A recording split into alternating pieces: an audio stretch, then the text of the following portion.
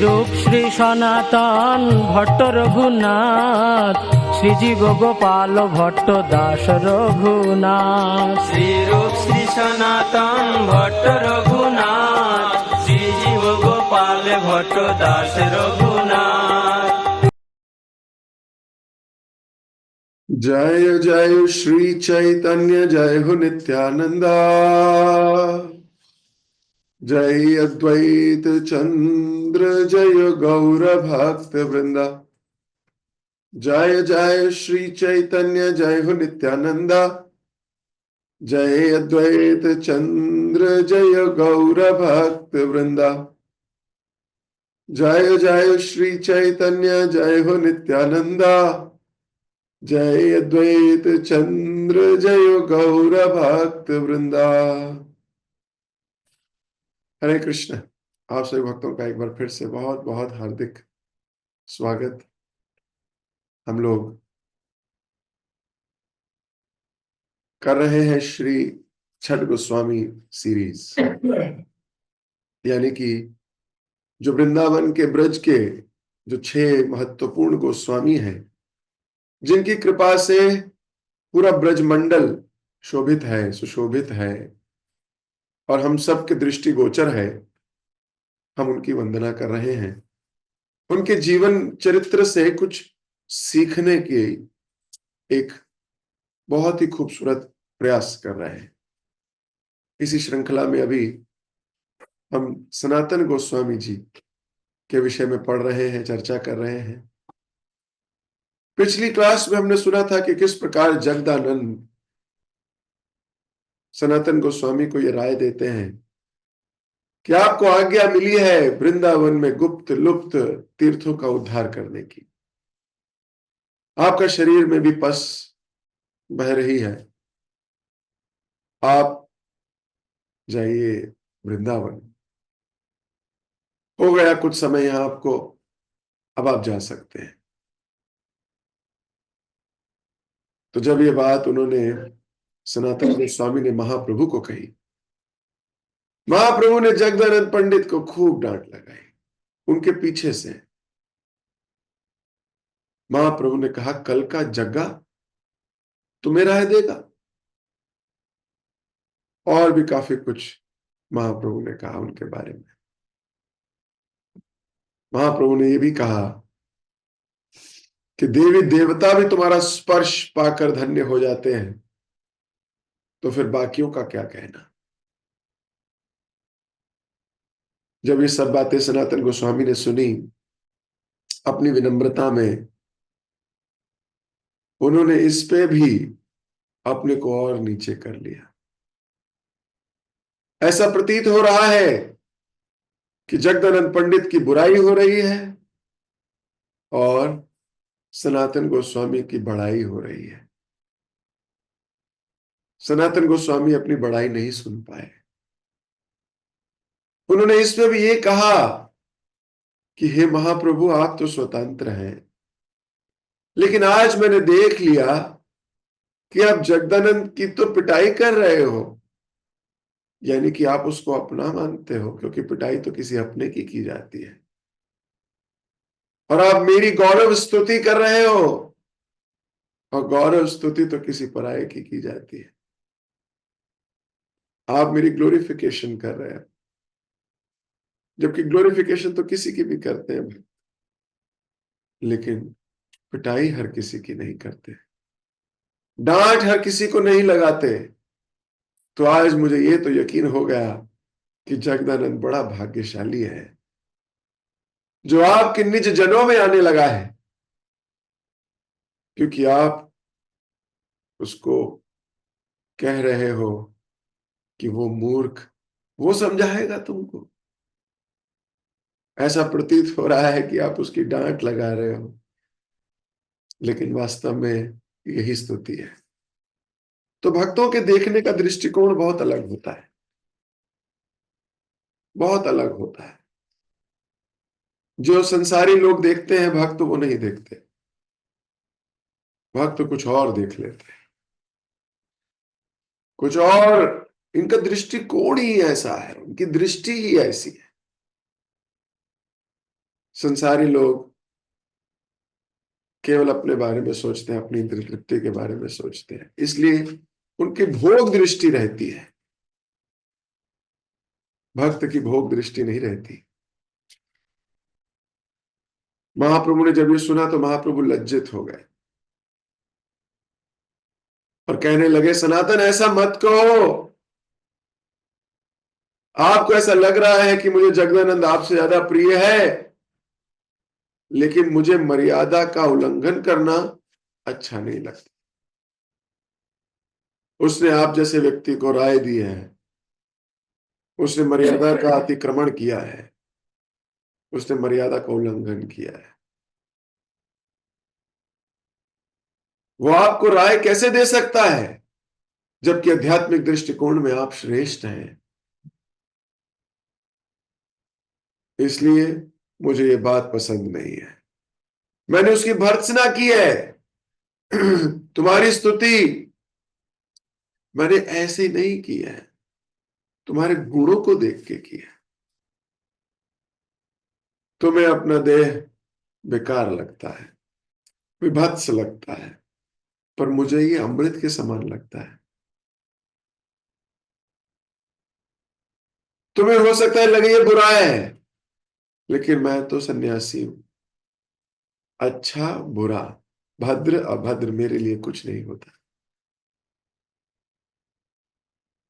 ऐसा कह के महाप्रभु बोलने लगे सनातन गोस्वामी को।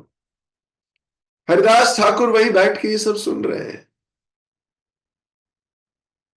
हरिदास ठाकुर कहने लगे, प्रभु ये सब आपकी प्रताड़ना है। महाप्रभु ने कहा, प्रताड़ना नहीं है हरिदास, ये मेरे मन की बात है। तुम्हारे सबके प्रति मेरा पालक अभिमान है। ये कल कह रहे थे महाप्रभु। तो मुझे लगता है कि मैं तुम्हें पाल रहा हूं जैसे माँ बच्चे को पालती है। जब माँ बच्चे को पालती है तो बच्चे का मलमूत्र, बच्चे का क्लेद, बच्चे का कुछ भी उसको चंदन के जैसा लगता है। इसलिए मुझे जो तुम्हारे पस निकल रही है, क्लेद निकल रहा है, इसमें मुझे कोई दोष नहीं दिखता। जब भी कोई भक्त आत्मसमर्पण कर देता है तो उसका सब कुछ कृष्णमयी हो जाता है। जिस दिन से दीक्षा काले भक्त करे आत्मसमर्पण, से ही काले कृष्ण तारे करे आत्मसम। उसी वक्त कृष्ण उसको अपना कर लेते हैं। से ही देह करे तार चिदानंद माए, अप्रकृत देह तार चरण भजाए। उसकी देह चिदानंद हो जाती है। इसलिए मुझे तुम्हारे शरीर में से चंदन और कस्तूरी की गंध आती है।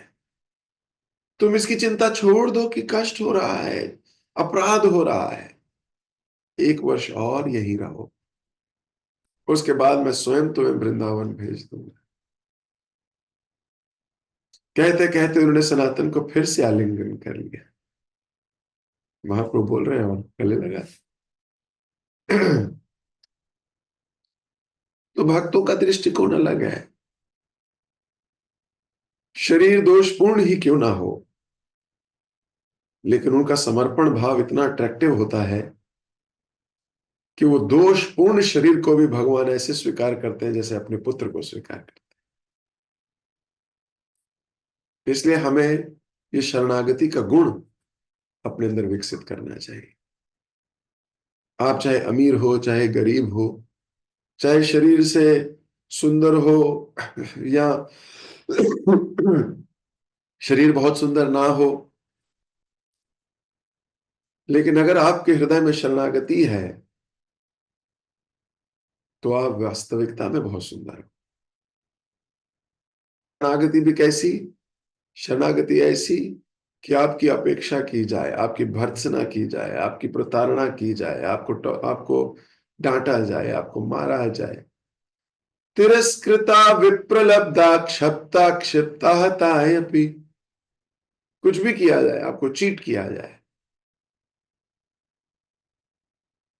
लेकिन आपकी कॉन्शियसनेस ज्यों की त्यों बनी रहे। ये शरणागति की परीक्षा होगी। कैसा भी हो हमारे साथ, हमारी भावना वैसी की वैसी बनी रहे, सबल, तो इसका मतलब शरणागति पक्की है। ऐसा व्यक्ति, फिर उसकी देह कैसी भी हो, वो बहुत आकर्षित और वो बहुत आगे जाता है। यही सत्य है।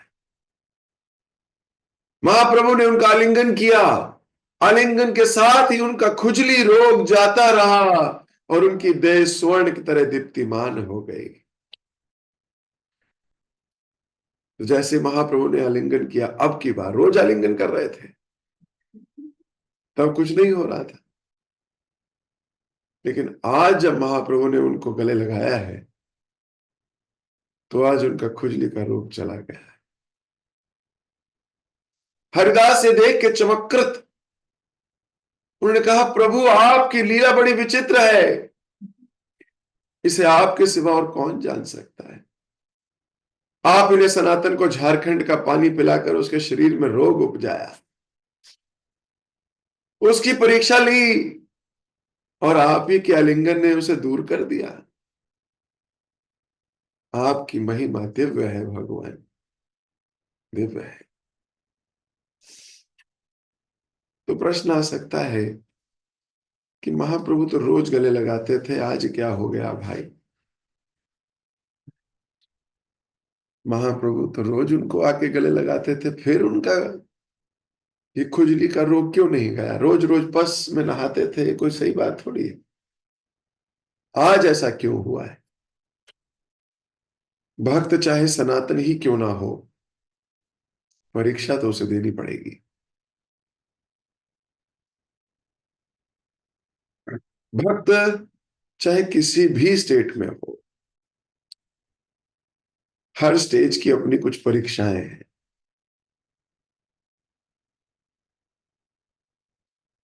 कई बार हम आर्टिफिशियली बहुत कुछ करते हैं, जो जैसा प्रतीत होता है कि बड़े अच्छे भक्त हैं।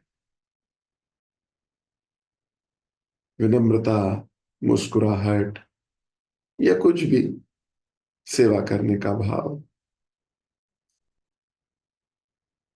तो ऐसा हम प्रकट करते हैं। लेकिन परीक्षा तो तब भी होगी।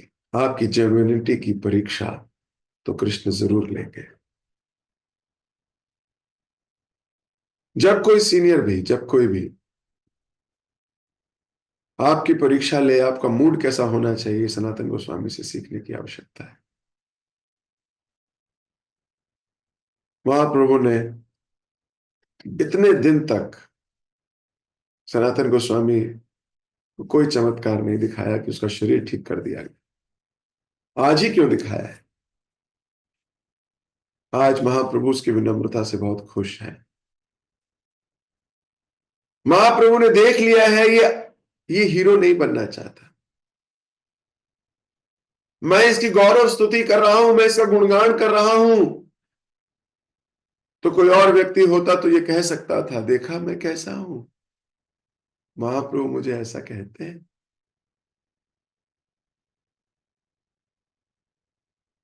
इस संसार में ये प्रतिष्ठा पाने की लालसा इतनी तगड़ी है कि हम कोई कार्य करते हैं ना, बाद में गुणगान करते हैं, मेरी वजह से हुआ ये, एक्चुअली मेरा आइडिया था ये, एक्चुअली मैंने किया, ये मैंने किया, मैंने बताया, ताकि भक्त लोग हमारा गुणगान कर सके। हमारे मन के भाव हमेशा हमें पुरस्कार देने के, हमें प्रतिष्ठा देने के, हमें मान सम्मान देने के लगे रहते हैं। हमें नहीं पता कि हमारी परीक्षा हो रही है। किसी माता जी ने बहुत अच्छा प्रसाद बनाया, बहुत अच्छा प्रसाद बनाया, भक्त पाके उनका गुणगान कर रहे थे, अरे तो बहुत स्वादिष्ट बना है। तो सबने पाया, बहुत तारीफ करी। आधे घंटे के बाद एक दूसरी माता जी आके बोलते, पता है मैंने बताया था सूजी कितनी डलनी चाहिए। एक्चुअली ये मैंने बताया था कि पहले तेल लेके थोड़ा उसमें बटर डाल देना, फिर उसे मिला लेना, उसके बाद बनाओगी ना और स्वाद लगे। एक्चुअली ये न, मैंने तो क्या कहना चाह रही है कि केवल उसका गुणगान मत करो, गुणगान तो मेरा भी होना चाहिए। तो ये ईर्ष्या की निशानी है। ऐसे आपको आपको कैसे ईर्ष्या कहते हैं? तो कोई ईर्ष्या नहीं है, मेरे को उससे कोई द्वेष नहीं है, लेकिन ये सच्ची में ईर्ष्या ही है। जब आप अपना गुणगान सुनना चाहते हो तो आप किसी दूसरे से द्वेष करते हो।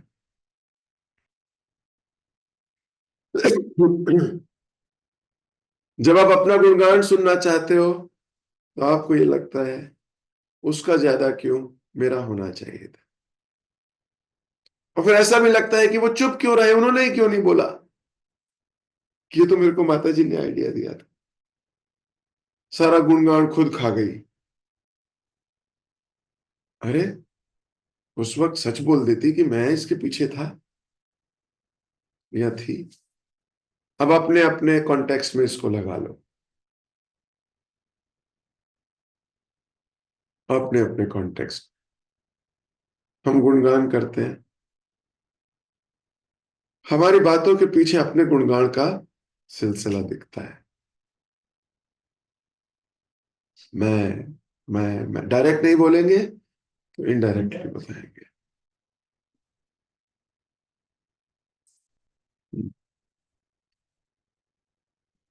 ये इतना सूक्ष्म है कि जब तक इस पे स्वयं कार्य नहीं करोगे आगे नहीं बढ़ोगे। महाप्रभु ने बताया सनातन गोस्वामी का गुणगान हो रहा है और जगदानंद की पिटाई हो रही है, महाप्रभु किससे खुश हैं?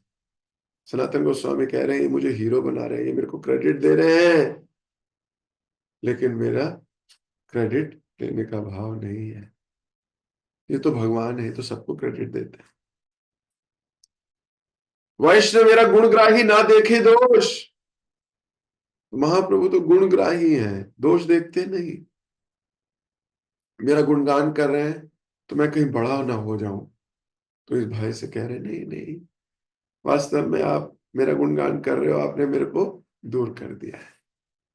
और हम तो सारे गुणगान के लिए ही भागते हैं, हमारा गुणगान हो, और सीनियर से तो बिल्कुल होना चाहिए। सीनियर तो हमारे ही माउथ पीस होने चाहिए, मुक्त कंठ से इन्हें हमारा गुणगान करना चाहिए। लेकिन वास्तव में यही आपकी परीक्षा है जिसमें आप फेल हो गए। इसीलिए महाप्रभु हमसे दूर है। महाप्रभु सनातन को कह रहे हैं 1 साल और रुक जाओ सनातन। तो हम कहते हैं प्रभु जी 2 दिन और रुक जाए क्या मायापुर में?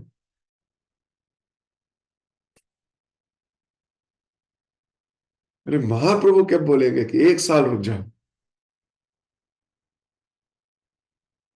Look at this. क्यों? क्योंकि सनातन को अपना गुणगान सुनने में बिल्कुल अच्छा नहीं लगता।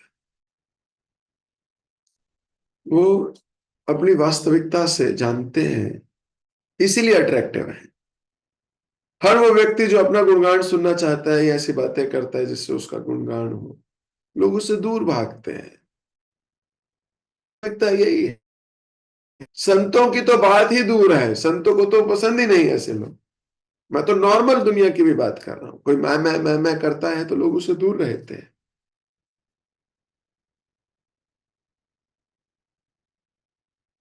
आप कई बार लोग भगवान की कथा कहते हैं, भगवान की कथा कम होती है, उनकी अपनी कथा ज्यादा होती है। मैं कितना ग्रेट हूं, कृष्ण कितने ग्रेट हैं ये पता नहीं होता, मैं कितना ग्रेट हूं ऐसे कह रहे हैं। कई बार लोगों को बोला जाए अपना परिचय दो, तो वो अपने परिचय में भी 1000 बार भगवान को ले आते हैं। तो इस संसार में उलट पलट है। कृष्ण की बात करेंगे तो कृष्ण को छोड़ अपनी बात करेंगे, और भक्त अपनी बात करेंगे तो अपनी बात को छोड़कर कृष्ण की बात करें। यही कॉन्शियसनेस है, इससे वो अट्रैक्टिव दिखाई देते हैं, अदरवाइज रिपल्सिव होते हैं, दुनिया उनसे रिपेल करती है। तो यहां सनातन गोस्वामी ने यह कहकर महाप्रभु का हृदय जीत लिया। महाप्रभु को बोले कि महाप्रभु, वो आपके ज्यादा करीब है, ये तो मुझे समझ में आ गया। आप उनकी पिटाई कर रहे हो, डांट लगा रहे हो, भर्त्सना कर रहे हो। और महाप्रभु क्या कह रहे हैं? महाप्रभु बोल रहे हैं मर्यादा का उल्लंघन करेगा तो कोई भी होगा फिर वो मेरी डांट खाएगा, और डांट वही खाएगा जो महाप्रभु का अपना है। कई बार वैष्णव संघ में एक किसी भक्त ने कोई छोटी सी गलती करी तो उसको बोला, अरे कोई बात नहीं प्रभु जी, ठीक है, नो प्रॉब्लम। वैसी गलती कोई और करे तो उसको डांट पड़ जाती है। अरे प्रभु जी, आपने ऐसा क्यों किया, ये तो गलत बात है, आपको तो ध्यान रखना चाहिए था। तो वो सोचता है मेरे को डांट पड़ रही है, उसको डांट नहीं पड़ रही, ये तो भेदभाव हो रहा है, ये तो भेदभाव हो रहा है। मगर मेरे पीछे पड़े रहते हैं, मेरे पीछे पड़े रहते हैं। अगर ऐसा हो रहा है ना, बहुत सौभाग्यशाली हो। भक्त आपके पीछे पड़ा है, आपको भगवत धाम ले ही जाएगा। अगर कोई भक्त आपके पीछे पड़ गया है सुधारने के लिए, इससे बड़ा सौभाग्य आपके जीवन में नहीं होगा। तो भक्त आपके पीछे पड़ा है, उसका धन्यवाद दो। प्रभु जी, आपको मेरी गलती दिखाई देती है। हाँ, क्योंकि तुम्हें ही तो सुधारना है। जो बर्तन धोना है उसी को तो मांजने के लिए ले जाओगे। जिस बर्तन को साफ करना है उसी को तो धोगे। जो चाहिए नहीं वो कैसा भी पड़ा रहे। इसलिए कभी इस मंजने से डरना नहीं है, खुश होना चाहिए। अगर आप खुश हो गए तो आप सनातन गोस्वामी की कॉन्शियसनेस में आ जाओगे। महाप्रभु कहेंगे 1 साल और रुक जाओ मेरे पास, फिर मैं खुद जाने दूंगा तुम्हें। So that is the object.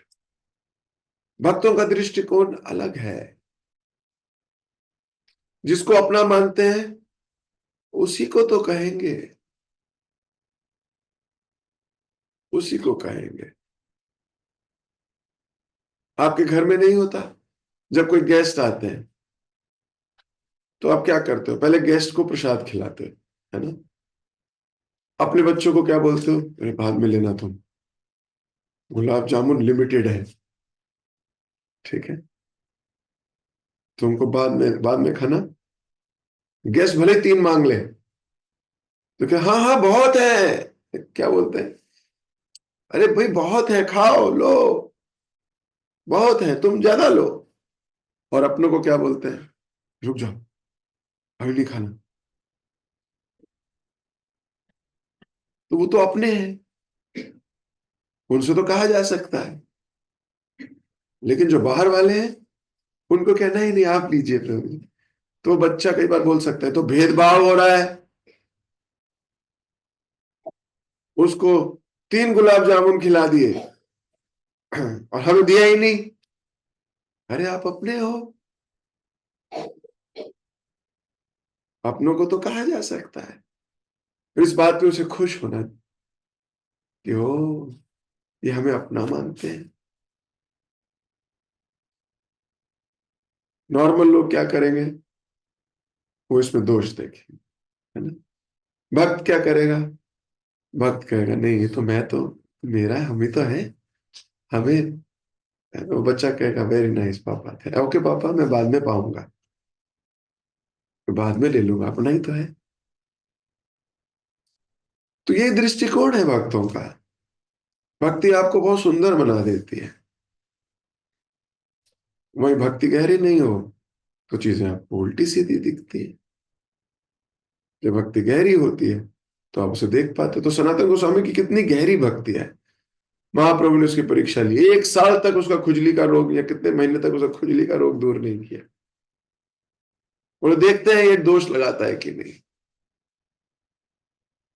तो कई बार भक्तों के जीवन में लंबे समय तक कष्ट आते हैं, लंबे समय तक कष्ट होते हैं। भगवान कष्ट देते हैं, कोई बात नहीं, देखता हूं क्या करता है, जेन्युइन है या आर्टिफिशियल है।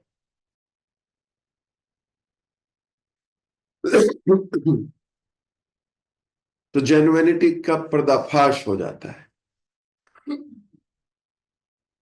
जब भक्त कभी कष्टों से गुजरता है। वो भगवान को दोष नहीं देता, वो कभी दोष नहीं देता, वो फिर भी भगवान को प्यार करता है। सनातन गोस्वामी ने ये नहीं कहा महाप्रभु अगर आप कर सकते थे तो थोड़े दिन पहले कर लेते, ऐसा भी नहीं कहा। नहीं तो एक दूसरा विचार ये तब आता है कि जब आप करा ही सकते थे तो आप पहले ही कर देते। जब किया तब के लिए ग्रेटिट्यूड नहीं है, पहले नहीं किया उसके लिए एक पॉइंट और है। जब कर ही सकते पहले क्यों नहीं किया तुमने भाई?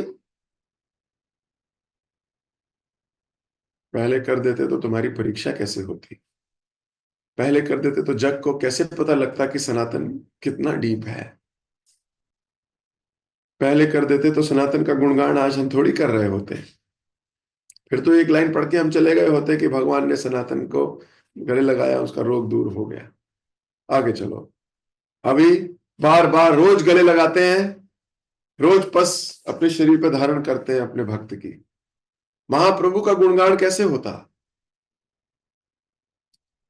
कि महाप्रभु अपने भक्तों के गंदगी को भी समेट लेते हैं। कैसे पता लगता सनातन गोस्वामी की विनम्रता, कैसे पता लगती। इसलिए भक्त जब जीवन में कुछ हो रहा होता है वो उसके लिए भगवान को धन्यवाद देते हैं, चाहे वो कैसी भी स्थिति आ रही है। हाँ, ये बहुत मुश्किल है जब तक हम शुद्ध भक्त नहीं हो जाते। ये बहुत मुश्किल है इसे मानना जब तक हम पूर्णतः शुद्ध नहीं हो जाते। इसलिए श्रवण बहुत जरूरी है। श्रवण करते करते हम सुधर सकते हैं, हम ये भाव अपने अंदर ला सकते हैं। लेकिन श्रवण के बाद मननम, मननम के बाद स्मरणम। लेकिन आजकल उल्टा होता है। कई बार लोग सुनते हैं भक्त बनने के लिए नहीं, लोग सुनते हैं दूसरों को सुनाने के लिए। ये भी बहुत बड़ी प्रॉब्लम है। हम अपने लिए श्रवण नहीं करते। तो श्रवणम के बाद मननम है, और हम क्या करते हैं? श्रवणम के बाद कटनम, कटनम के बाद पेस्टनम। उसने कुछ बोला, उसका कट किया और कहीं और जाके पेस्ट किया। Cut and paste. श्रवणम कटनम पेस्टनम।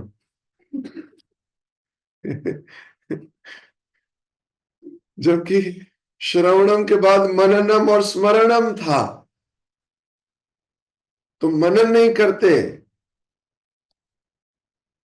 और फिर स्मरण नहीं करते, कॉपी पेस्ट। इतनी आदत पड़ गई टेक्नोलॉजी की, भक्ति में भी कट कॉपी पेस्ट होता है। कट कॉपी पेस्ट कर सकते हो लेकिन बिना मननम और स्मरणम के नहीं। इसलिए मननम और स्मरणम दोनों करना चाहिए। तो जब हम सनातन गोस्वामी के विषय में सुन रहे हैं और सोच रहे हैं वो इतने डीप है, हम तो नहीं कर पाते, तो पता लगता है कि अब हम कितनी दूर हैं। तो पता लगता है अभी हम कितनी दूर जाना है। हमारे मन में ये भाव नहीं आया, जैसे अर्जुन के मन में भाव नहीं आया कि आपने अभिमन्यु को जिंदा कर दो दोबारा। आपने तो विश्व रूप दिखाया था मुझे, जिसमें सब जा रहे थे आपके मुंह में। अभिमन्यु को तो मैंने नहीं देखा था। चलो अब हो गया, मर गया, अब वापिस जिंदा कर दो, क्योंकि आप तो भगवान हो। अभी तक तो आप मेरी परीक्षा ले रहे थे, अब मैं आपकी परीक्षा लूंगा। जरा जिंदा करके तो दिखाओ। एक बार भी अर्जुन के हृदय में यह बात नहीं आई। क्या हमारे हृदय में आती या नहीं आती, सोचो। इसीलिए तो सड़ रहे हैं संसार में, और अर्जुन वहां गोलोक में मजे कर रहे होंगे, क्योंकि अर्जुन के हृदय में द्वेष नहीं है, भोग वृत्ति नहीं है। अर्जुन भगवान को भोगना नहीं चाहता, वो तो सेवा करना चाहता है उनकी। हम भगवान को भी भोगना चाहते हैं।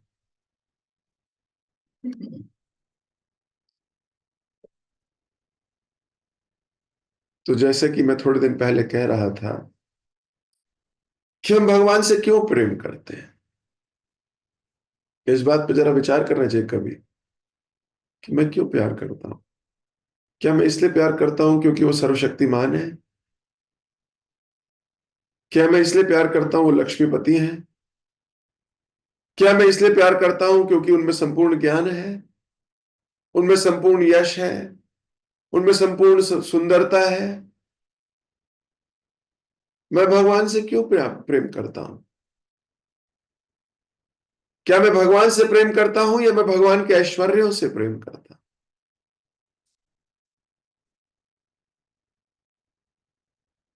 अगर भगवान में से ऐश्वर्य हटा दिए जाए, मान लो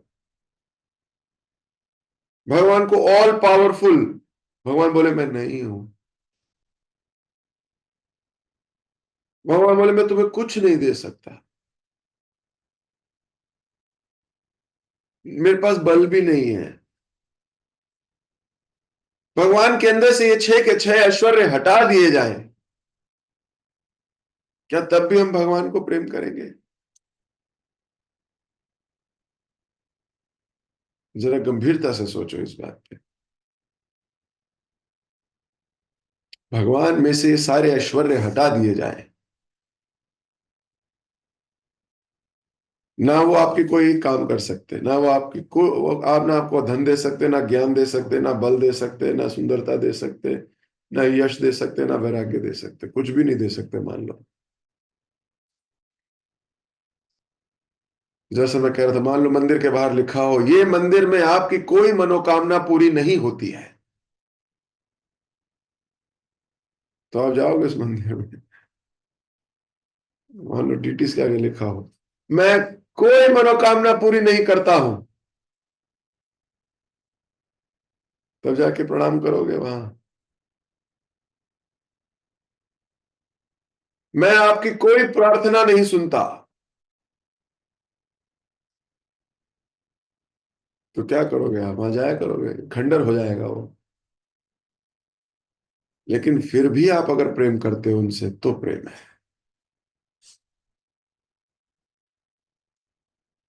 फिर भी आपका प्रेम ना डगमगाए, तो मतलब हम भोगी नहीं है, हम उनकी ऑपुलेंस से अट्रैक्ट नहीं है, हम तो उनसे अट्रैक्टेड। अर्जुन भगवान की ऑपुलेंस से कहां अट्रैक्टेड था? अर्जुन ने कहा आपकी एनर्जी, आपके रिसोर्सेज, आपका धन, आपके अस्त्र, आपकी सेना, मुझे कुछ नहीं चाहिए, वो तो सब आप दुर्योधन को दे दो। और दुर्योधन ले ही गया, और भगवान ने कह दिया मैं अस्त्र भी नहीं उठाऊंगा युद्ध में। तो ना भगवान का अस्त्र चाहिए, ना भगवान का शस्त्र चाहिए, ना भगवान की सेना चाहिए, ना भगवान का धन चाहिए। भाई चाहिए क्या? भगवान ने बताया मैं तो बल भी नहीं है मेरे में, इस युद्ध में मैं बल नहीं लूंगा भाई, इस युद्ध में मैं अपना कोई ऐश्वर्य नहीं दिखाऊं। अर्जुन ने कहा मुझे चाहिए नहीं, मुझे तो आप चाहिए बस। अगर भगवान में से भव निकाल दिया जाए, 6 ऐश्वर्य निकाल दिए जाए, फिर भी हम भगवान को प्रेम करें तो प्रेम है। ऐसा ही भक्तों के साथ भी है। कई बार हम भक्तों के भी ऐश्वर्य से प्रभावित होते हैं, भक्त से नहीं।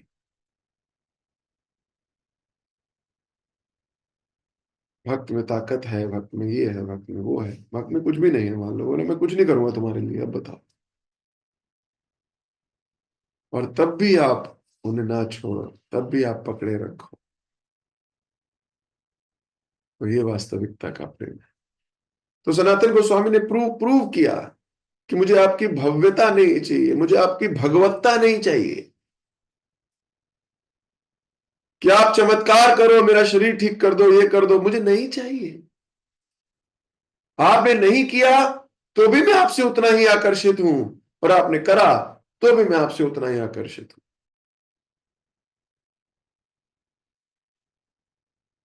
अगर ये लीला नहीं होती तो क्या सनातन गोस्वामी का ये भाव प्रकट होता कि वो भगवान से आकर्षित है, भगवान की भगवत्ता से नहीं। इसलिए ऐश्वर्य युक्त भक्ति भगवान को बहुत ज्यादा पसंद नहीं है। इसलिए हम वृंदावन की गोपियों का अनुसरण अनुकरण करने का प्रयास करते।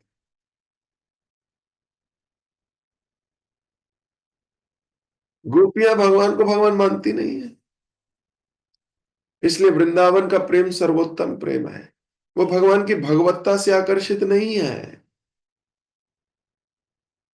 जबकि मथुरावासी मिश्रित भक्ति है। शास्त्र बताते हैं इवन देवकी की भक्ति मिश्रित है, सोचिए। और यशोदा की शुद्ध। देवकी जब भगवान को कंस को मारता हुआ देख रही थी, कंस की पिटाई हो रही है, उससे पहले देवकी के हृदय में वात्सल्य भाव था। लेकिन जैसे ही भगवान ने छलांग लगा के 200 फीट ऊपर और एक घूसे में मार दिया, देवकी घबरा गई। देवकी ने भगवान का ऐश्वर्य देख लिया और फिर बोलने लगी ये मेरा बेटा नहीं है, ये तो भगवान है। तो भगवान के ऐश्वर्य ने देवकी के वात्सल्य को छोटा कर दिया। देवकी का वात्सल्य छोटा हो गया और भगवत्ता बड़ी हो गई।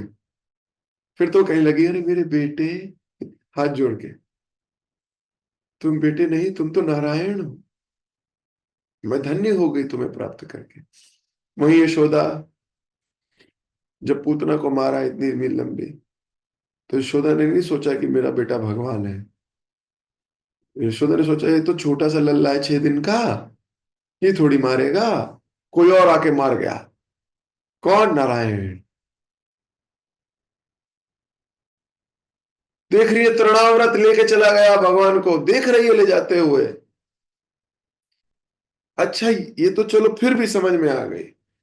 देख रही है 7 दिन 7 रात तक गोवर्धन उठाया हुआ है उंगली पे, फिर भी ऐश्वर्य नहीं घुसा यशोदा के हृदय में।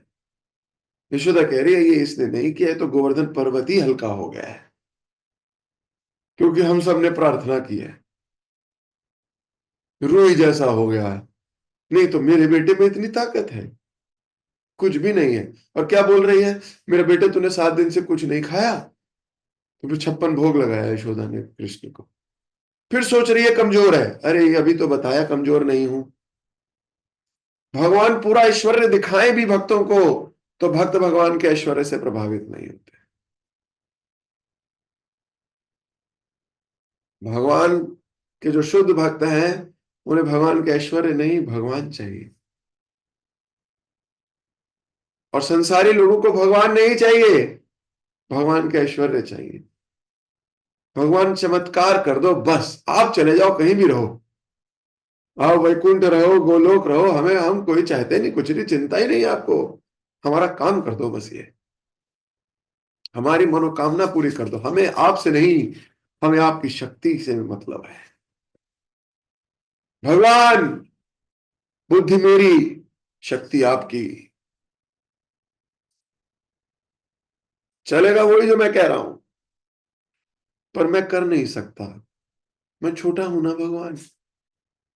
पर आप तो ज्ञानी ज्ञान है, जानी जान है, शक्तिमान है, मेरा ये कार्य करवा दो बस। और फिर देखो मैं आपको 101 रुपए का प्रसाद चढ़ाऊंगा। हम वो तुम्हारे 101 रुपए के लिए गोलोक छोड़ के पहले नीचे आए, और वो भी 101 रुपए तुम्हारे हैं। वो भी तुम्हारे नहीं है। क्या सोचते हैं हम भगवान को यूज करना चाहते हैं, लालच देते हैं भगवान को, हम भगवान को लालच देते हैं। अच्छा चलो 1100 का चढ़ा देंगे। लालच, भगवान को लालच देते हैं, भगवान को दिखता नहीं होगा। हम भगवान को अपने जैसा समझते हैं, क्योंकि हमें लगता है कोई हमें लालच देगा हम तो कर दें। कोई हमें कहे अभी तुम 1 लाख रुपए देते हैं काम कर दो, तुम कहोगे अभी लो। तुम्हें लगता है भगवान भी ऐसे ही होंगे।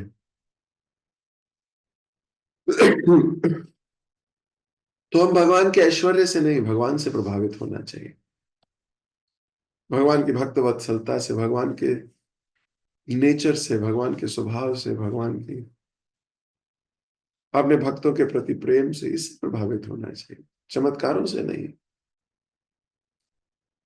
भगवान की ऑपुलेंस से नहीं। खैर ये बहुत डीप बात है, बहुत डीप बात है, इसे समझने के लिए बहुत डीप जाना पड़ेगा कि हम भगवान के ऐश्वर्य से नहीं, भगवान से प्रभावित हैं। तो यहां महाप्रभु ने कई समय तक कोई चमत्कार ऐसा नहीं किया कि उसकी देह ठीक कर दी गई। और सनातन गोस्वामी ने पूछा भी नहीं कि भगवान आप ठीक कर दो। ये भक्त है। हम तो छोटी सी समस्या पे कितना बिखर जाते हैं, सच्ची बात है। Sanatan Goswami is still serving, उसका सर्विस का भाव गया नहीं। दो यात्रा तक यानी कि होली तक महाप्रभु ने सनातन को अपने पास रखा, दिन प्रतिदिन उसके साथ तत्व आलोचना की और पूरा किया साध्य साधन संबंधी अपने उस देश का प्रवर्ती अध्याय जो उन्होंने वाराणसी में उन्हें दिया था। डोल यात्रा के पश्चात सश्रु नय यानी कि आंखों में आंसू भर के सअश्रु नयनों के साथ उन्हें विदा किया। सनातन गोस्वामी 1 साल तक महाप्रभु के सानिध्य में रहे और महाप्रभु रोज शास्त्र चर्चा करते थे उनके साथ। यही उनकी ट्रेनिंग थी। What is training? Training is this only, साथ बैठ के कथा सुनना। उससे क्या होगा? उससे प्रश्न आएंगे। जब प्रश्न आएंगे तो आपकी फिल्टर होगी बुद्धि, रिफाइन होगी आपकी फिलॉसफी। एक है फिलॉसफी, एक है ड्राई फिलॉसफी, एक है रिफाइंड फिलॉसफी। सब में अंतर है। क्या पता हम केवल फिलॉसफी पे ही अटके गए हों, क्या पता वो शुष्क ज्ञान हमें शुष्क कर दे। What is the real philosophy? Refined so that we can apply it। तो वो होती है ट्रेनिंग। जब हम श्रवण करते हैं लंबे समय तक तो हमारे अंदर की चीजें डिबेट करती है, नहीं ऐसा तो नहीं हो सकता, प्रभु जी ने ऐसा बोल तो दिया पर ऐसा हो तो नहीं सकता। फिर ऐसे डिबेट होती है अंदर। फिर भक्त प्रश्न पूछता है, प्रभु जी पर बिना भगवान के ऐश्वर्य के भगवान से आकर्षित क्यों हूं? तो भगवान से स्टार्टिंग में तो आकर्षित भगवान के ऐश्वर्य से ही होगा भाई, इसमें भी कोई दो राय नहीं है। नहीं तो हम डिवाइस क्यों करते? डिवाइस में भगवान के ऐश्वर्य क्यों बताते? इसलिए बताते हैं क्योंकि मटेरियलिस्टिक आदमी इससे अट्रैक्ट होता है। स्टार्टिंग हम भी इसी से अट्रैक्ट हुए थे कि भगवान है, वो सब कर सकते हैं। धीरे धीरे पहले होता है going back to Godhead, going back to Godhead, बाद में बोलते हैं नहीं even this is not correct, क्योंकि आपकी फिलॉसफी रिफाइन होती रहती है। Then you don't want to go to Godhead, then you say मम जन्मने जन्मनेश्वरी भवताद भक्ति है तो की त्वयि। मुझे तो बार बार जन्म लूंगा मैं, मुझे कोई समस्या नहीं अगर आपकी इच्छा है तो। लेकिन आपकी इच्छा है तो मेरी भी कंडीशन है। हाँ, मेरी कोई अनकंडीशनल भक्ति नहीं है। मेरी कंडीशन ये है कि मेरी कोई कंडीशन नहीं होनी चाहिए। ये भी तो कंडीशन है कि आपसे प्रेम करने की मेरे पास कोई कंडीशन ना हो, ऐसा जन्म देना फिर। I have only one condition, that I should be unconditional.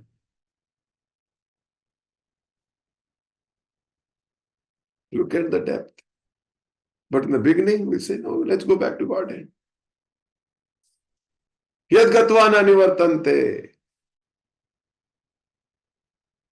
Who wants to be nivrat? Seva nivrat? No, we will always be in seva. So धीरे धीरे भक्ति रिफाइन होती है। तो ऐसे भक्तों की जब हम जीवनी पढ़ते हैं तो हमें बहुत कुछ सुनाई दिखाई देने लगता है।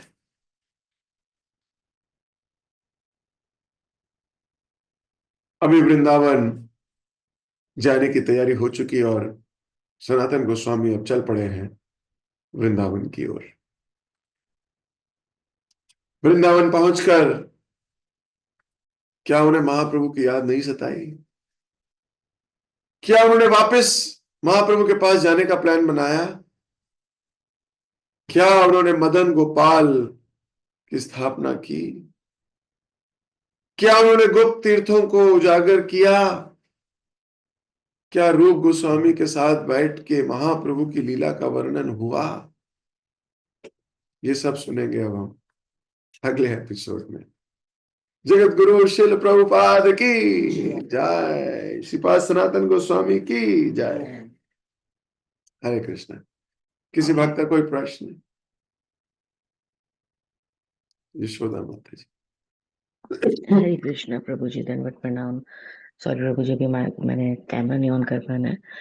बहुत ही सुंदर क्लास थी। आई मीन किस तरह एक भक्त और किस तरह एक भगवान का प्रेम होता है। मतलब भक्ति भगवान से प्रेम नहीं करते हैं, भगवान भी उस भक्त से उतना ही प्रेम करते हैं, रेसिप्रोकेशन उतना ही है। बस ये है कि जिस तरह से एक फादर अपने बच्चे को थोड़ा सा स्ट्रांग बनाने के लिए, दुनिया से लड़ने के लिए करते हैं, उसी तरह भगवान भी थोड़ा सा भक्त को स्ट्रांग बनाने के लिए उनकी टेस्टिंग करते हैं, उनको अलग अलग रास्ते में डालते हैं। ये बात तो मेरे को आज अच्छे से क्लियर हो गई। और अभी देखते हैं कितने दिनों तक याद रहता है, क्योंकि जैसे ही कोई परीक्षा की स्थिति होती है तो मन इधर उधर डोल जाता है।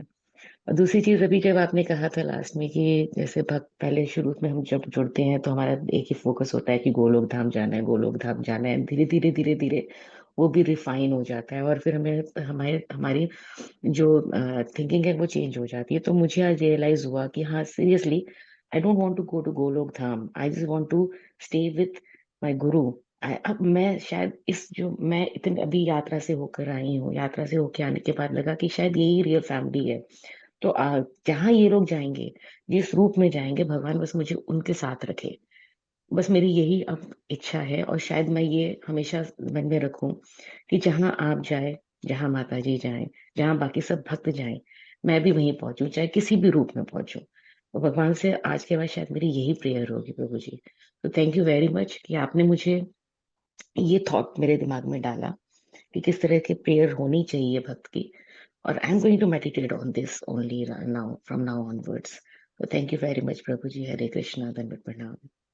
तो मेरी ये प्रार्थना होनी चाहिए, जहां हमारे गुरु महाराज, जहां हमारे सीनियर्स हमें लेके जाएं, जो आज्ञा दें हम उसको पालन करने का प्रयास करें। That is our consciousness. We want to go back to Godhead, but we don't want to go back to Godhead. We want and we don't want. What does this mean? This means that we want what our Guru wants. That's what we want. गुरु मुख पद्म वाक्या चितते कौरिया। ठीक है, तो जहां पे हमारे senior कहेंगे कि चलो वहां जाओ, वहां जाके प्रचार करो, वहां कर लेंगे। बोलेंगे प्रचार बंद करो, खीर खाओ, खीर खाएंगे। बोलेंगे खीर भी नहीं खाओ, जूते खाओ, जूते खाएंगे भाई। पर उतनी प्रसन्नता से खाएंगे जितनी प्रसन्नता से खीर खाई थी। whatever they so desire, whatever the Lordship so desire, that should be the prayer. Krishna जो चाहे हमारे साथ वो करें, मारा भी राखा भी, जो इच्छा तुम्हार, नित्य दास प्रति तोरा पूर्ण अधिकार। आपको पूरा अधिकार है। तो हम भगवान के, we will be surrender to Krishna. And how will we surrender to Krishna? यस्य प्रसादात् भगवत प्रसाद। गुरु की वाणी से, गुरु के मुख से भगवान की इच्छा प्रकट होती है। भगवान हमारे कान में आके थोड़ी बोलते हैं, भगवान गुरु के हृदय में बोलते हैं, गुरु हमें बोलते हैं। तो whatever our Guru Maharaj or the parampara wants from us, we should do that. Hare Krishna, very nice learning. असीम पार्थ प्रभु। हरे कृष्ण प्रभु जी, दंड प्रणाम। सॉरी प्रभु जी, भी मैं वीडियो ऑन नहीं कर पा रहा हूँ। प्रभु जी मेरा एक प्रश्न है, जैसे हम जानते हैं कि मतलब भगवान शब्द जो है, हम कैसे आइडेंटिफाई करते हैं कि भगवान है, कि छड़ ऐश्वर्य हैं उनमें, तो हम आइडेंटिफाई करते हैं वो भगवान है। और दूसरा, जैसे आज की लेक्चर से पहले जब हम मायापुर में थे और भगवान के दर्शन कर रहे थे, तो मैं भी मतलब राधा माधव जी के दर्शन करे तो देखा कि मतलब भगवान बहुत सुंदर है। मतलब यही मेडिटेट करा मैंने वहाँ पे कि भगवान कितने सुंदर हैं। और मतलब मैंने कितने भक्तों से भी सुना वहाँ पे, तो ज्यादातर सब यही बोल रहे थे कि भगवान कितने सुंदर लग रहे थे। मतलब मेरा कहने का पॉइंट है कि कहीं ना कहीं हम मेडिटेट तो मंदिर में जाके यही कर रहे हैं कि भगवान कितने सुंदर हैं, लेकिन प्रभु जी मैं ये चीज समझ में नहीं पा रहा हूँ। जैसे आपने भी लेक्चर में बताया कि उससे अट्रैक्ट नहीं होना है, तो प्रभु जी मेरा कैसा मूड रखे, मतलब हम वहाँ पे, मतलब हम तो वहाँ पे भगवान के ऐश्वर्य से ही, मतलब सुंदरता से ही अट्रैक्ट हो रहे हैं ज्यादातर। वो क्लियर करना चाह रहा हूँ प्रभु जी मैं। हाँ, स्टेज है ना, शुरुआती स्टेज में तो इसी से अट्रैक्ट होंगे। अब नरसिंह भगवान सुंदर लगने लगे हैं, पहली बारी में थोड़ी लगते थे सुंदर। जी बताओ, नरसिंह भगवान को देखे, बताओ एक कौन से भगवान है? और शेर जैसा मुंह है, दांत बाहर हैं, हाथ में नाखून बड़े बड़े हैं, एक आदमी को फाड़ रहे हैं। ये तो बचाना चाहिए, इनको फाड़ना थोड़ी चाहिए। आज प्यार हो गया आपको नरसिंह देव से, पहले अट्रैक्टिव नहीं लगते थे, प्लीज एक्सेप्ट दिस, है ना। पर अब कईयों को इतना प्रेम हो गया है नरसिंह भगवान से, कई भाग्यशाली जीव हैं जिनको प्रेम हो गया है, तो इसका मतलब वो सुंदरता से अट्रैक्टेड नहीं है ना, लेकिन प्रभु जी जैसे वहाँ नरसिंह, सुंदरता से अट्रैक्टेड है ना। प्रभु जी नरसिंह भगवान जैसे प्रोटेक्ट करते हैं, मतलब कहीं ना कहीं दिमाग में रहता है ना कि हमें हाँ, प्रोटेक्ट करेंगे वो। तो वत्सलता से अट्रैक्ट हो गए ना आप वहां। जी शुरुआती स्टेजेस में आप भगवान की किसी ना किसी गुण, रूप, लीला से आकर्षित होंगे, जो कि जरूरी है, होगा तो यही, रास्ता यही है। और मनुष्य जीवन में अगर हम किसी एक से भी अट्रैक्ट हो गए, ना गुण से, ना रूप से, या लीला से, आपका कल्याण हो ही जाएगा। लेकिन जब कहा जाए आपका कल्याण हो गया, फिर आप भले ही उनकी, आप इनकी इसमें से किसी चीज से अट्रैक्ट ना हो, फिर तो बस आप जुड़ गए हो, फिर आप उनके अंदर ऐश्वर्य हो या ना हो, देन यू आर ओके। लेकिन शुरुआत हमें इन्हीं आकर्षणों से होती है, ये बात सच है। इसके अलावा कोई, है ना, आर्टिफिशियली हमें ये नहीं सोचना चाहिए। ये तो मैंने आपको एक मेडिटेशन पॉइंट दिया था, प्रभु आप जी। परीक्षा का पॉइंट, कि अगर सोचना है, क्योंकि भगवान से ऐश्वर्य का हम चले थोड़ी जाएंगे कभी। भगवान सुंदर हैं, सुंदर थे, सुंदर रहेंगे, जी प्रभु प्रॉब्लम नहीं, लेकिन हमें विचार करना चाहिए कि अगर ऐसा हो भी जाए तो भी मैं भगवान के साथ ही रहने वाला हूं। ये पॉइंट था देने वाला, कि अगर भगवान मेरी मनोकामना पूरी ना भी करें तो भी मैं भगवान के साथ रहने वाला हूं। मैं इस पॉइंट को एम्फेसाइज करना चाहता था कि भगवान भक्तवत्सल है, नरसिंह देव भक्तवत्सल हैं, भक्तों को प्रोटेक्ट करते हैं, पर अगर वो नहीं भी प्रोटेक्ट करें तो भी मैं उन्हें छोड़ने वाला नहीं हूं। मैं इस पॉइंट को मेडिटेट करना था। आया समझ? जी प्रभु जी। अगर ना भी हो तो भी मैं वही हूं। और फिर यही पॉइंट हम अपने गुरु और बाकी वैष्णवों पे भी लगाना चाहिए जी कि अगर प्रभु वो, जी, जैसे मतलब यशोदा मैया और मतलब जैसे भक्तों का एग्जांपल लेते हैं, वो तो भगवान के प्रेम से अट्रैक्टेड है, क्योंकि जैसे उनके पुत्र थे, मतलब उन पुत्र रूप में थे तो वो उनसे अट्रैक्ट हो पाए। लेकिन हमारे लिए कैसे संभव, मतलब प्रभु जी हम तो सिर्फ एक ऐसे सोचते हैं कि भगवान है तो हम उनके दास हैं, तो हम कैसे उनसे अट्रैक्ट हो पाएंगे? जैसे गोपियां, अब जी प्रभु गोपियां जी। तो बुढ़ी गोपियां भी थी, जवान गोपियां भी थी, और मंजरियां भी थी, सब अट्रैक्टेड थी। उनमें से कुबड़ी गोपी भी थी एक। जी प्रभु जी। तो वो तो बेटी नहीं थी, वो तो परिवार के जन नहीं थे, जी वो भी तो अट्रैक्ट हो पाए। और कृष्ण उन्हें छोड़ के चले गए, तो भी उन्होंने कृष्ण को थोड़ी छोड़ा। जी प्रभु जी। तो अल्टीमेटली प्रभुपाद जी लिखते हैं कि ये जो माधुर्य भाव है, जो गोपियों का भाव है, ये सर्वश्रेष्ठ भाव है। अल्टीमेटली भक्तों को कोशिश करनी चाहिए इस भाव तक पहुंचना। तो हमें ये भाव लाना चाहिए अपने में। कैसे लाओगे? कल्टीवेशन है। कल्टीवेशन कैसे? जैसे आज आप पूछ रहे हो प्रश्न, ये कल्टीवेट कर रहे हो आप। अभी लग जाओगे इस थॉट को और मेडिटेट करने में कि हाँ, ये बात तो सच है कि गोपियां में तो कोई परिवार का भाव नहीं है, लेकिन वो कृष्ण से कितने अट्रैक्टेड हैं। भगवान उनके कपड़े चुरा ले तो भी उन्हें नहीं बुरा मानती। उनके घर में चोरी करे तो भी बुरा नहीं मानती। उनके ऊपर इंद्र की वर्षा करा दें तो भी बुरा नहीं मानती। राक्षस लेके आ जाए तो भी बुरा नहीं मानती। ये बुरा ही नहीं मानती, ये तब भी गुणगान करती रहती हैं। और मैं हर छोटी चीज पे बुरा मान जाता हूँ। जी प्रभु जी। मैं तो बुरा मानने की खान हूं। और जो गोपियां हैं, वो बुरा ही नहीं मानती।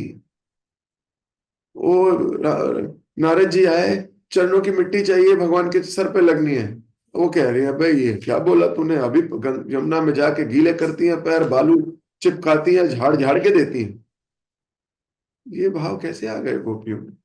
तो जब आप मेडिटेट करोगे तो आप भी पहुंचोगे उस स्तर पर हम क्या करते हैं ना, श्रवणन मननन नहीं होता ना, कटनम पेस्टनम होता है। वहां पे हम मनन करेंगे, हम जानेंगे कि ये स्टेज आ सकती है। आप अपने सीनियर्स को देखिए, आगे है ना हमारे कितने सन्यासी हैं, प्रभुपाद जी की एक वाणी को पूरा करने के लिए जीवन काट रहे हैं। भगवान की तो छोड़ो, भगवान की तो बाद में देख लेंगे। वो अपने गुरु की एक वाणी को जीने के लिए जिंदगी बिता रहे हैं, कष्ट ले रहे हैं। तो आप उन्हीं का प्रेम देखो। उनके गुरु तो चले भी गए इस संसार से, वो तब भी लगे हुए हैं। ऐसा कैसा प्रेम है ये है। तो उसमें उनको डांट भी पड़ रही है, कष्ट भी आ रहे, शरीर खराब हो रहा है, सब कुछ हो रहा है, लेकिन लगे हुए हैं।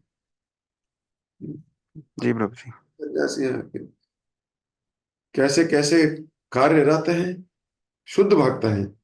उनकी जीवनी से सीखे, सनातन गोस्वामी से ही सीखना है। महाप्रभु के ऐश्वर्य से प्रभावित नहीं है वो, कि महाप्रभु के पास आए और मेरी तबीयत ठीक हो जाएगी, महाप्रभु के पास आए और मेरी प्रॉब्लम सॉल्व हो जाएगी। अरे, मैं तो महाप्रभु की प्रॉब्लम सॉल्व करने आया हूं, जी प्रभु जी। है ना। तो ये कॉन्शियसनेस में यू टर्न आ जाता है। अभी हम भगवान को भोगना चाहते हैं, और जैसा आपने कहा कि हम दास हैं, फिर हम भगवान की सेवा करने लगते हैं। ऐसे ही हम वैष्णवों के साथ भी होते हैं, जी प्रभु जी। है ना। ठीक है। Thank you Prabhu ji. Okay, तो अभी मुझे इजाजत दीजिए। अपनी वाणी को यहीं विराम दे रहा हूं। आप सबसे फिर मुलाकात होगी कल। सनातन गोस्वामी वापस वृंदावन पहुंच जाएंगे, और वहां क्या लीला रचेंगे, इसको कल जानेंगे। हरे कृष्ण। हरे कृष्णा प्रभु जी, धन्यवाद, प्रणाम। थैंक यू सो मच प्रभु जी, बहुत ही सुंदर क्लास के लिए। सनातन गोस्वामी की जो कथा है उसके माध्यम से आप हमें एक भक्त का कैसा मूड होना चाहिए, कैसा भाव और कैसा दृष्टिकोण होना चाहिए, वो आप हमें समझा रहे हैं। जैसे कि आज की क्लास में आपने बताया कि भक्त के जो दृष्टिकोण होता है वो थोड़ा संसारी लोग से डिफरेंट होता है। संसारी लोग जहाँ पे भोगने के लिए उनका दृष्टि रहता है, भक्त का दृष्टि और जो भाव रहता है वो समर्पण का रहता है और शरणागति का रहता है। जिस दिन भक्त आत्मसमर्पण कर लेता है उस दिन उसका हर चीज जो भगवान का हो जाता है, उसका शरीर भी हो जाता है। तो हमें शरणागति है पक्की कैसे होगा, इसके बारे में आपने बताया कि जब कोई भी परिस्थिति आए हमारा भाव ना बदले। और आपने ये बताया कि भक्त जब भक्ति करने लगता है तो उसका परीक्षा होता है। गुरु और सीनियर उसका परीक्षा भी लेते हैं। तो कई ऐसे परिस्थिति ऐसा है कि हमारा गुणगान हो रहा है, तब भी हमें समझ लेना चाहिए कि ये हमारा परीक्षा ही हो रहा है। तो इसमें हम सनातन गोस्वामी के भाव को जैसे कर रहे थे कि गुणगान सुनने का है, वो सुन नहीं रहे हैं। अपना गुणगान ना सुन के दूसरों के गुणगान कर रहे हैं, ऐसा भाव हमारा होना चाहिए।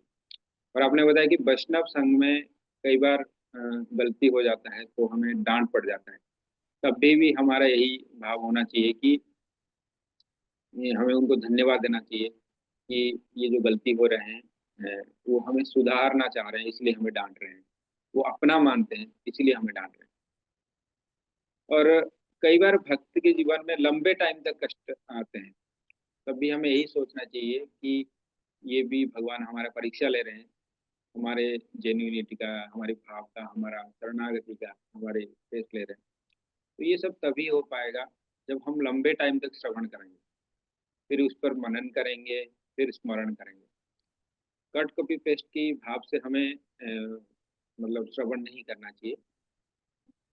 भगवान अगर हमें कुछ भी ना दें, अगर उनके पास कुछ भी ऐश्वर्य ना भी हो, फिर भी हम उन पे अगर शरणागति है, उनसे अगर हम प्रेम करते हैं, तब हम अर्जुन जैसा बन पाएंगे। भगवान से हमें प्रभावित होना है, ना कि उनकी ऐश्वर्य से। बहुत बहुत धन्यवाद प्रभु जी, बहुत सुंदर क्लास के लिए। सभी भक्तों के भी धन्यवाद इतने प्रेम पूर्वक श्रवण करने के लिए। हम प्रभु जी का धन्यवाद करेंगे एक बार। Hare Krishna Hare Hare Krishna Krishna Krishna Hare Hare, Hare Ram Ram Ram Hare Hare. Thank you so much Prabhu ji.